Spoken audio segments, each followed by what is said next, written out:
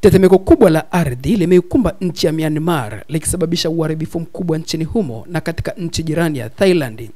Jumba refu lililokuwa linajengwa limeporomoka katika mji mkuu wa Thailand wa Bangkok kutokana na tetemeko hilo la leo siku ya Ijumaa na kusababisha kifo cha mfanyakazi mmoja huku wengine 50 wakijeruhiwa kwa mujibu wa huduma za dharura. Baadhi ya watu bado wamenaswa chini ya vifusi, lakini idadi yao halisi bado haijulikani, mamlaka za nchi hiyo zimesema. Kwa mujibu wa shirika la jiolojia la Marekani la USGS limesema kwamba tetemeko lenye ukubwa wa 7.7 katika kipimo cha Richter lilitokea kaskazini magharibi mwa jiji la Sagaing katikati mwa Myanmar kwa kina kifupi cha kilomita 10. Tetemeko la pili lenye ukubwa wa 6.4 lilifuata muda mfupi baadaye katika eneo hilo hilo. Mashuhuda katika jiji la Mandalay huko Myanmar wameliambia shirika la habari la Reuters kuwa wameona majengo kadhaa yakiporomoka kutokana na tetemeko hilo. Mwandishi wa habari wa shirika la habari la AFP aliyepo huko Nay Pha Do kusini mwa Sagaing ameripoti nyufa kwenye barabara na vipande vya dari vikidondoka kutoka kwenye majengo. Video zilizoenezwa mitandaoni zinaonyesha uharibifu mkubwa uliosababishwa na tetemeko hilo katika mji wa kifalme wa zamani wa Myanmar wa Mandalay. Katika mji mkuu wa Bangkok huko nchini Thailand, majengo marefu yalitetemeka na kusababisha wakazi na watalii kukimbia kwa hofu. Jengo la ghorofa 30 lililokuwa likijengwa limeporomoka katika eneo la Chatuchak Park, huku uharibifu ukiripotiwa katika sehemu nyingine za jiji hilo. Waziri Mkuu wa Thailand Paetongtarn Shinawatra ametangaza kuwa Bangkok ni eneo la dharura na amezielekeza mamlaka za mikoa mingine kutangaza tetemeko hilo kama janga la kitaifa. Tetemeko hilo pia lilisikika katika mkoa wa Yunnan kusini magharibi mwa China kwa mujibu wa mamlaka ya tetemeko la ardhi ya China ya CEA.